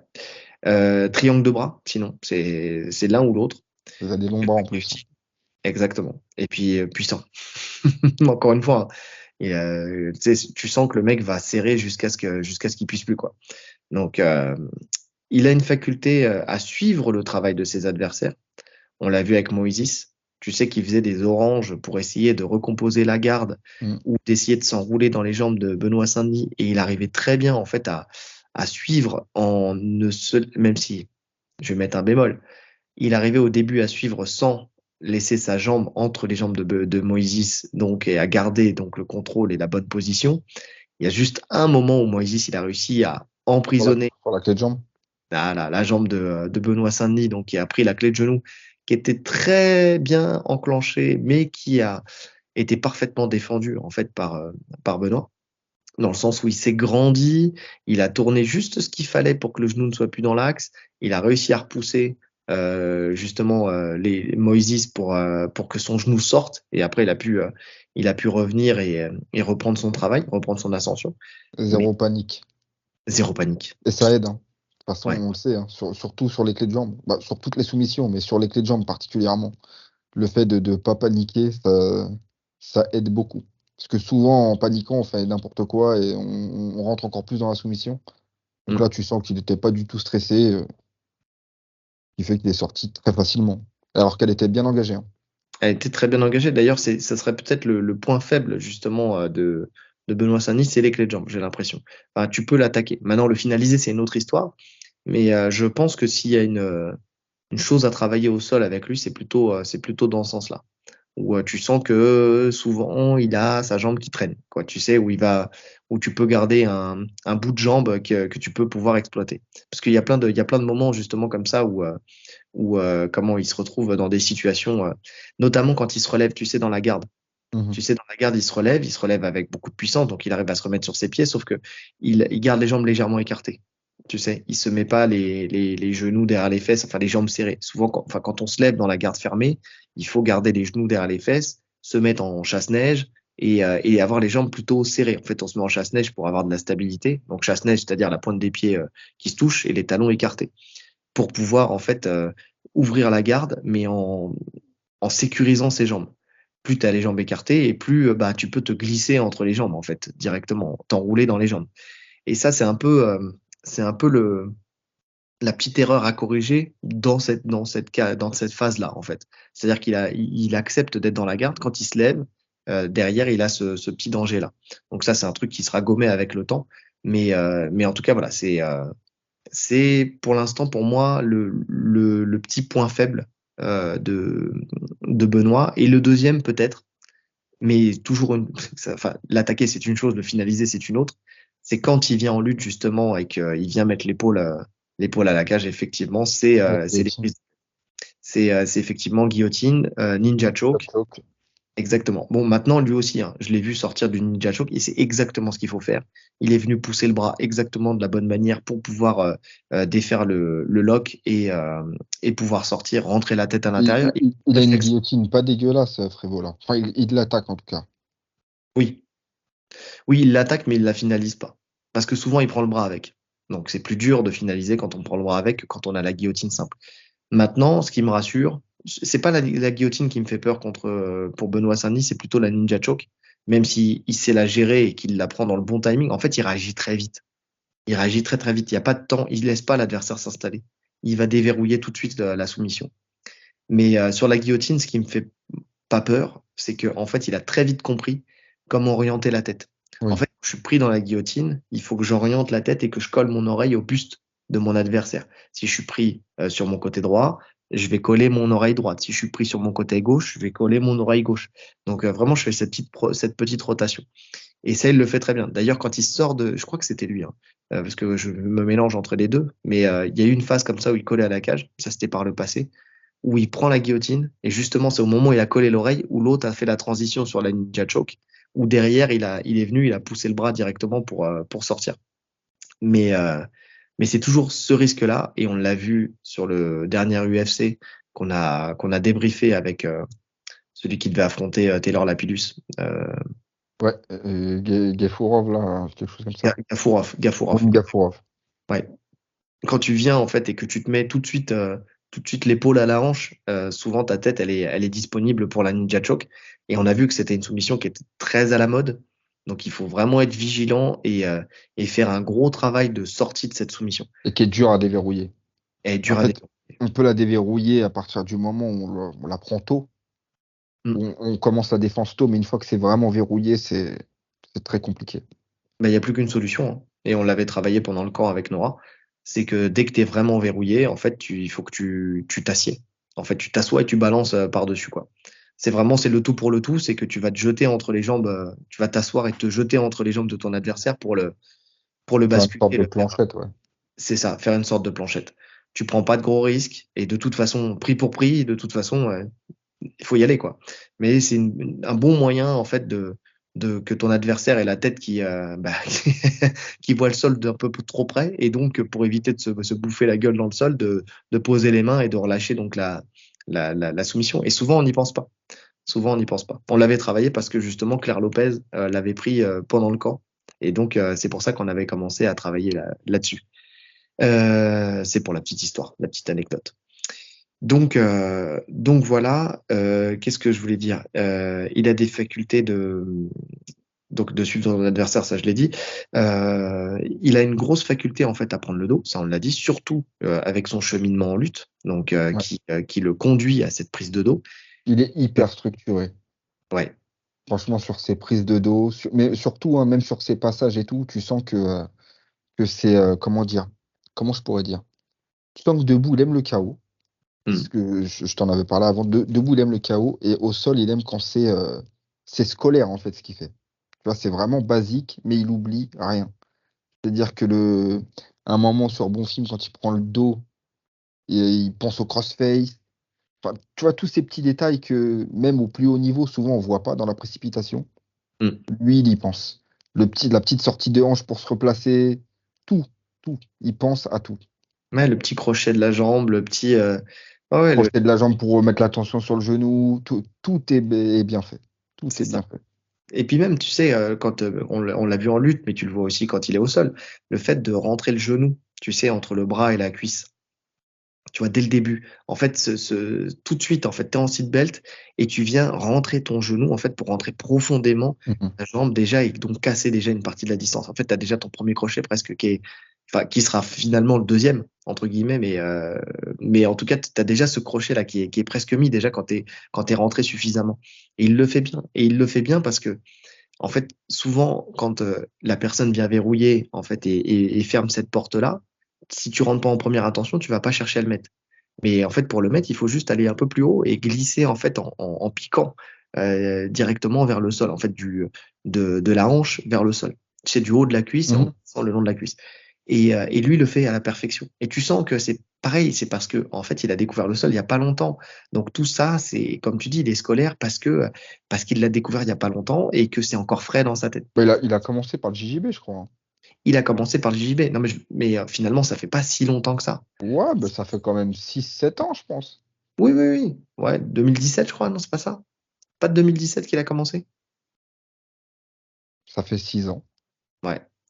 Mais en tout cas, voilà, c'est vrai que Mais en fait, à la différence, en fait, debout, tu sens qu'il a son instinct guerrier, tu vois, qui, au-delà de la technique, des fois, va le pousser à rentrer à la bagarre. Alors qu'au sol, tu sens que voilà, c'est scolaire. Et il écoute ce qu'on lui dit. Il va pas se laisser embarquer par son instinct, justement. Il va faire ce qu'il sait faire et c'est parfait. ouais. Ah, je suis d'accord. Je suis d'accord. Encore une fois, comme en lutte, il sait aussi quand il faut frapper et quand il faut sécuriser sa position. Donc ça, et son contrôle, renforcer son contrôle. Donc ça, c'est une très bonne chose parce que ça, c'est, comme je le dis et je le répète, c'est un des trucs les plus durs à savoir faire au sol, avoir ce timing. En fait, c'est plus qu'un timing, c'est une temporalité.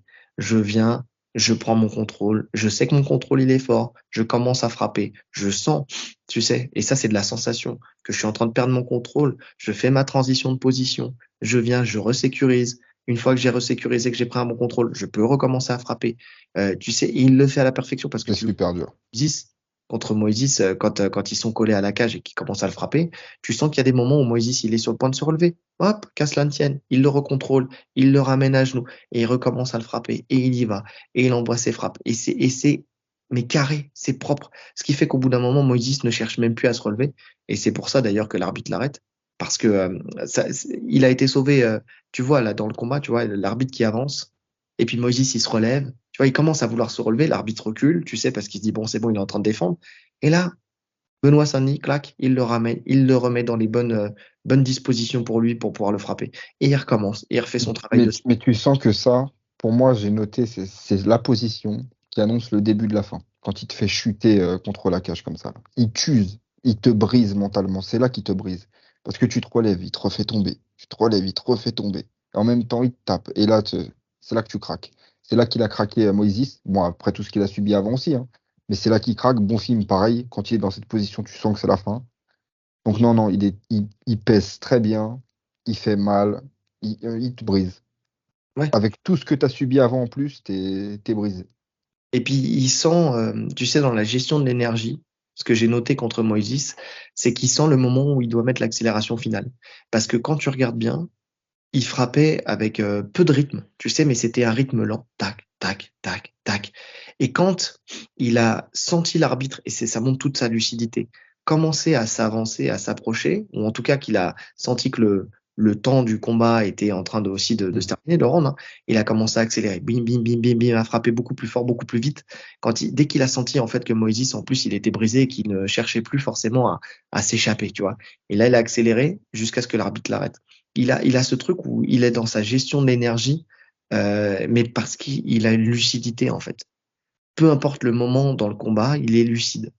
Et ça, c'est une très grosse force. Parce qu'il sait quand y aller. Parce qu'il y en a beaucoup, tu vois, qui vont se retrouver dans une situation, qui vont frapper tout ce qu'ils peuvent, ils vont se cramer, et puis Ils vont derrière, se cramer. voilà, le mec va se relever, et puis derrière, tu repars, et puis tu repars en fait en n'ayant plus aucune énergie. Tu vois. Et lui, il arrive à gérer son énergie du début à la fin et au sol. Et c'est le reproche qu'on faisait justement à Shimaev, tu sais, dans la gestion de son énergie, ce qui fait que derrière, il n'arrive pas à reproduire sur 3 rounds. Et ben, Benoît Saint-Denis, lui, il y arrive à la perfection grâce à ça. Parce que, on le disait, la pureté des contrôles, la technique, le fait de savoir se positionner pour ne pas cramer ton énergie, le fait de savoir gérer ton énergie. Finalement, il se rapproche plus d'un Makhachev que d'un Shimaev, entre guillemets, tu vois, dans sa manière Dans la manière de voir le sol, ouais, ouais. clairement.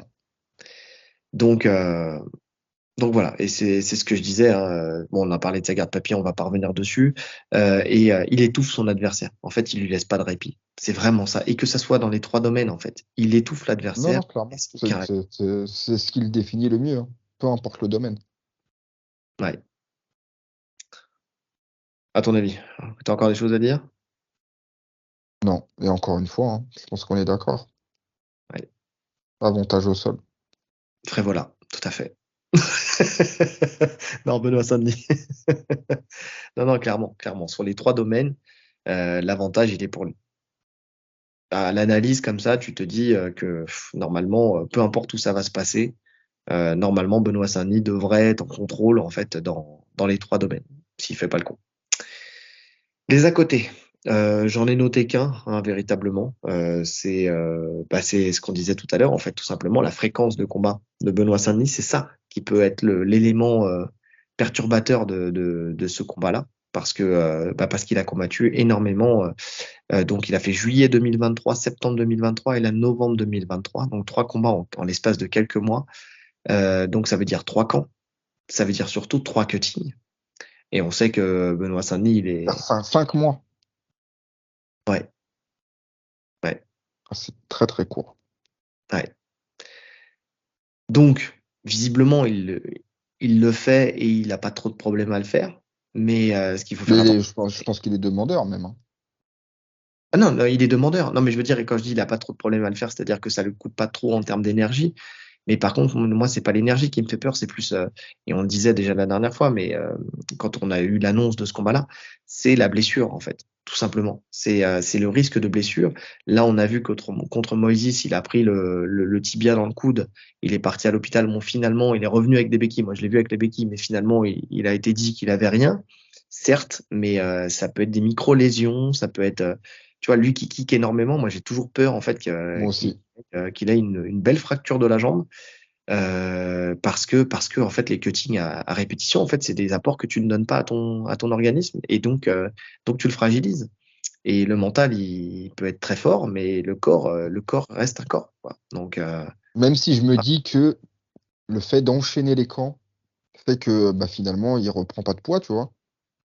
Pas plus que ça, en tout cas. oui Je pense pas oui qu'il va remonter comme si il allait prendre 15 kilos. Là, il sait que finalement, en fait, il a eu quoi? À chaque fois, il a eu 1 ou 2 semaines de vacances, c'est tout. oui c'est ça mais bon sur ses cuttings je crois qu'il doit perdre quoi dans les 5 6 kilos quelque chose comme ça En hydrique, ouais je sais pas du tout. Je veux pas dire n'importe quoi. Je pense, je dirais aux alentours des 5 kilos. ouais c'est ça bon c'est pas énorme hein, mais quand même il faut les perdre il faut les perdre. Donc, et puis tu vois, hein, enfin moi je l'ai vu. Après j'ai pas son ressenti parce il me l'a pas dit personnellement, mais ça a pas l'air d'être facile non plus, tu vois. Enfin tu sens que t'es bon, un cutting n'est jamais facile, un cutting hydrique n'est jamais facile, mais tu sens que voilà, faut se les farcir, tu vois, faut se les farcir mentalement. Bon, il a le mental pour, hein, mais sur si peu de temps, c'est quand même compliqué, tu vois. T'es quand même ça te voit fatigué, tu vois, au fur et à mesure du temps. Donc bon.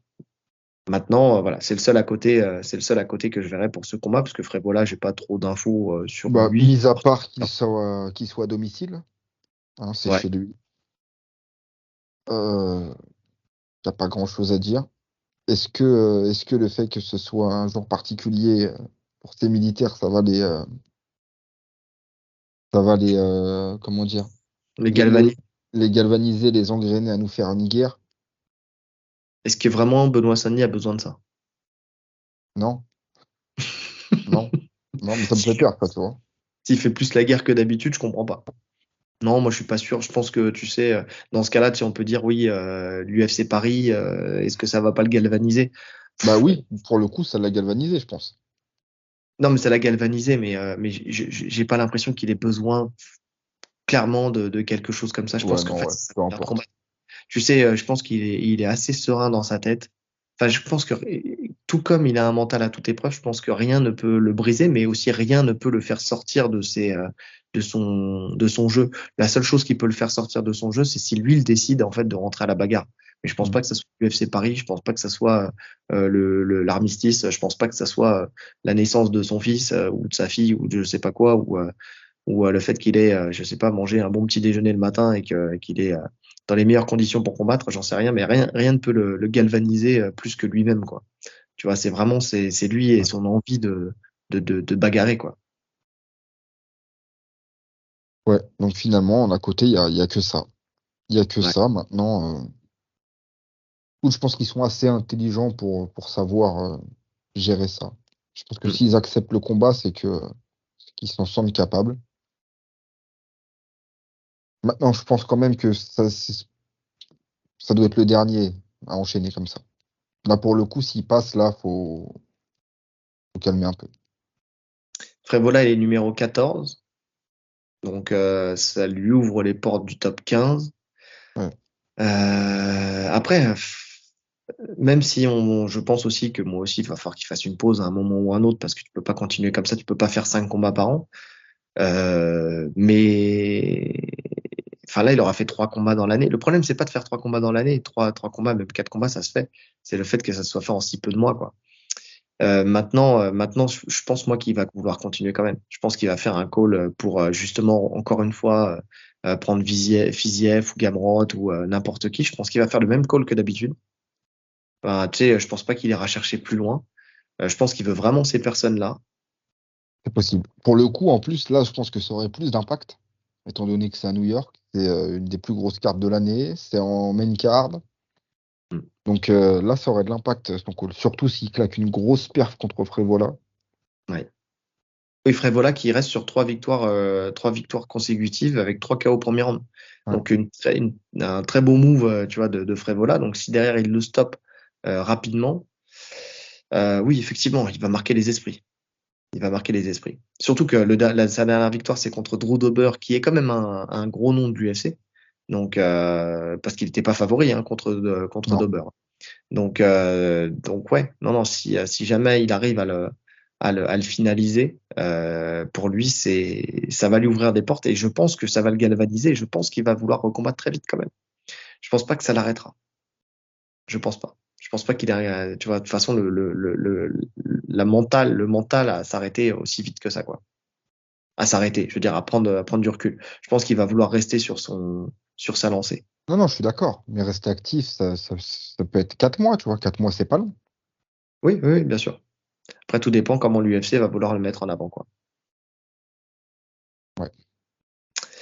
Donc, parce qu'ils ont besoin de faire monter du monde, hein, là, dans la KT.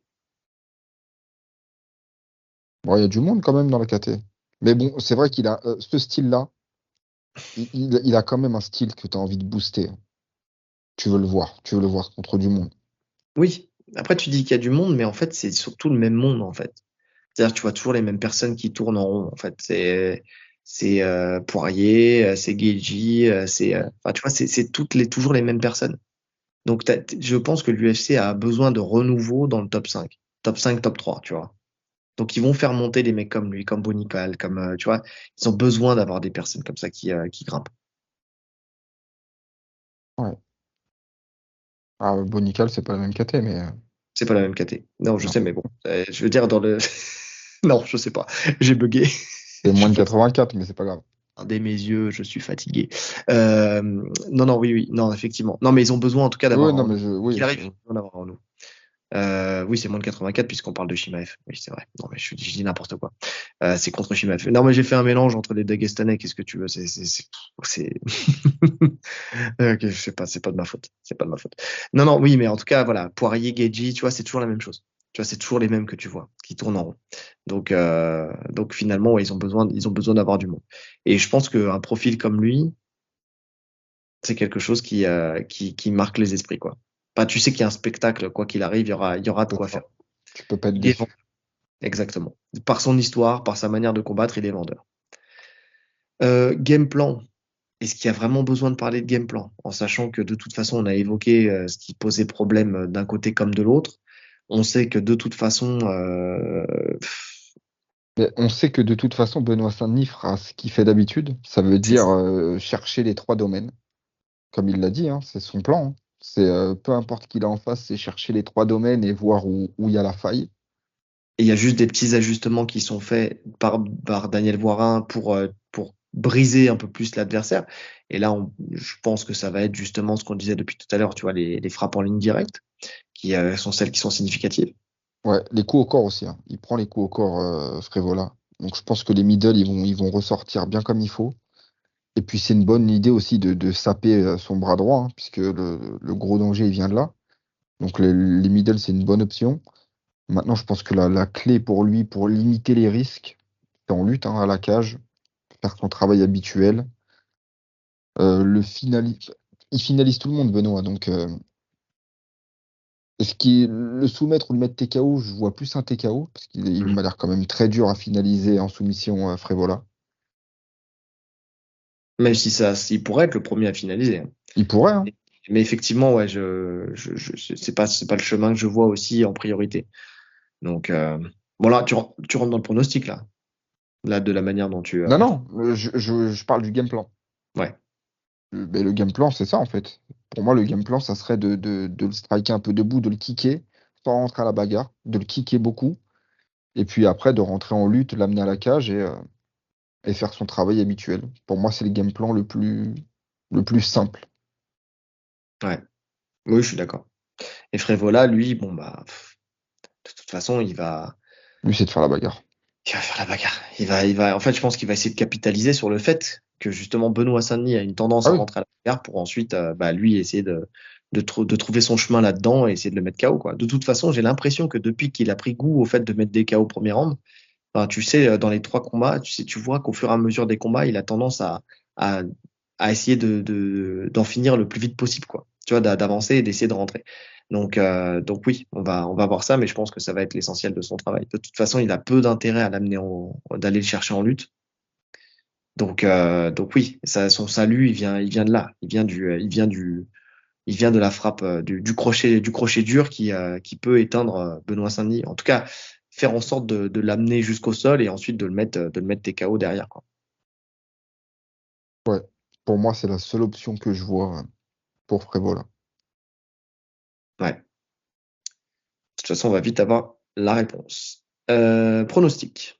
Vas-y, je te laisse commencer. Je vais partir en pourcentage pour une fois. Hmm. Vas-y. Et je vais mettre 70-30 pour Benoît Saint-Denis. Ok. 70-30 parce qu'en fait, ça va dépendre grandement de lui, le résultat de ce combat. S'il fait l'erreur de partir à la bagarre, il peut se faire cueillir. Et là, bon, après, peut-être qu'il peut l'encaisser, hein, parce il a encaissé les coups d'Élisée, qui est un monstre. Donc, on sait qu'il encaisse. Oui, mais attention, Élisée, l'arbitre, il a tardé quand même grandement à arrêter le combat. Il aurait très bien pu arrêter le combat.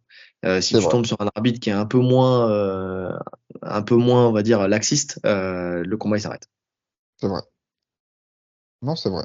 Mais bon, tout ça pour dire qu'il était debout, il n'a pas titubé. Enfin, il a titubé, mais il a pas été déconnecté. Donc, ouais, non, moi 70-30 pour Benoît. Et comment? TKO. Voilà, TKO, Grand and Pound. Quel round?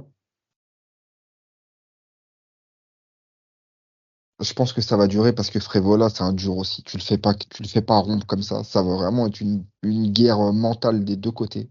Ouais. Et mais bon, deuxième round. Ok. Ouais, fin de deuxième. Et le 30%, tu le vois comment? Le 30%, je le vois KO, crochet du Quand? droit. Quand? Premier round.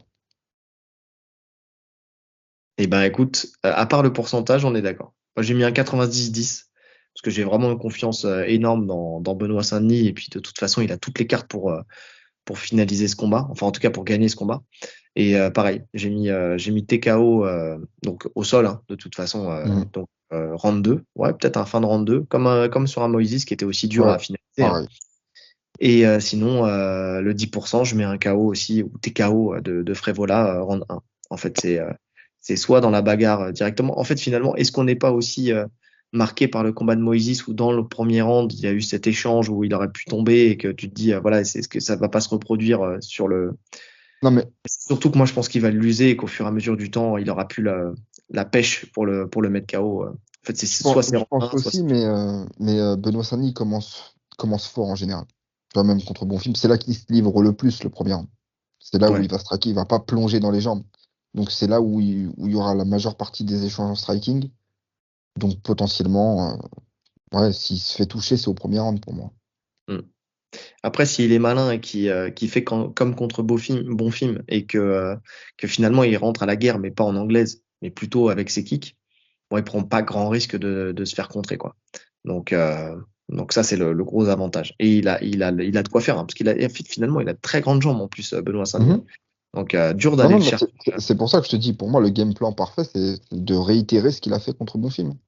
Ouais, Les ouais. gros middle, si tu le touches au corps, c'est bien. Si tu le touches dans le bras, c'est bien aussi. Et Mm. puis, quand tu peux le coller, tu le colles. Ah ouais, on est d'accord. Bon, bah, finalement, même pronostic, quoi. Donc là, cette fois-ci, si on se plante, on se plantera tous les deux. On vit ensemble, on meurt ensemble. Bad boy pour la vie. Donc, ok. Bon, bah, écoute, parfait. Petit big up parce qu'il va pas falloir l'oublier parce que on a un nouveau, on va dire un nouveau membre intérimaire de l'équipe Tatami Connexion avec un élève qui fait partie de notre club Alpha Fight Club qui s'appelle Adèle. Vous allez voir une petite différence avec d'habitude. Déjà pour cet épisode-là, et puis on espère qu'il y en aura d'autres par la suite, notamment peut-être sur le montage avec une petite vignette. Alors là, je m'avance pas, une vignette, un entourage, vous savez, Contour. voilà, un contour de nos deux têtes un peu à l'effigie de Tatami Connexion. Donc ça, c'est pas encore fait parce que visiblement, c'est du taf et il faut avoir le temps de faire ce taf. Mais bon, en tout cas, pourquoi pas.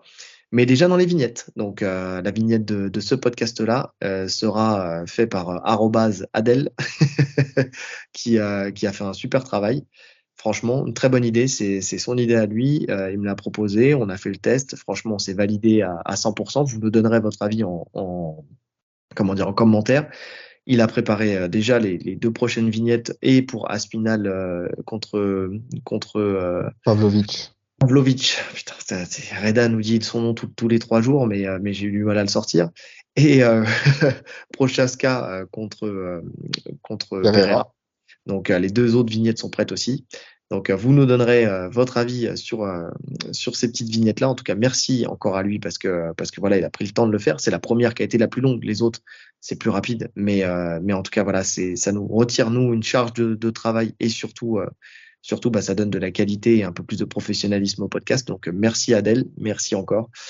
Et voilà, il nous reste plus qu'à vous dire bah vous abonner, vous likez, commentez, partagez, cliquez sur la cloche des notifications, les 5 étoiles sur toutes les plateformes de podcast. En fait, toute la force que vous pouvez nous donner, n'hésitez pas à le faire. C'est vraiment comme ça qu'on arrive à continuer et qu'on arrive à faire évoluer ce podcast. On a aussi le Tipeee, si jamais vous voulez faire un don et soutenir notre travail. Donc, n'hésitez pas aussi. Merci à tous ceux qui l'ont déjà fait. Donc voilà, ça nous permettra de réaliser plus de projets. Vous verrez en fait dans la description du Tipeee en fait quels sont les projets que nous souhaitons mettre en place avec ces dons. Donc voilà, c'est pas juste pour se payer une piscine d'une maison qu'on n'a pas. Donc voilà, c'est vraiment pour faire évoluer ce podcast. Et pour pouvoir remercier peut-être financièrement aussi les gens qui travaillent comme Adèle pour nous justement sur le podcast, même si je sais que c'est pas fait pour ça. Mais bon, si un jour on peut se le permettre, ça sera une bonne chose.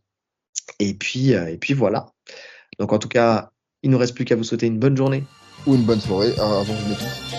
avant qu'il s'étouffe et en fonction de l'heure surtout à laquelle vous nous écoutez. Allez, salut. Salut.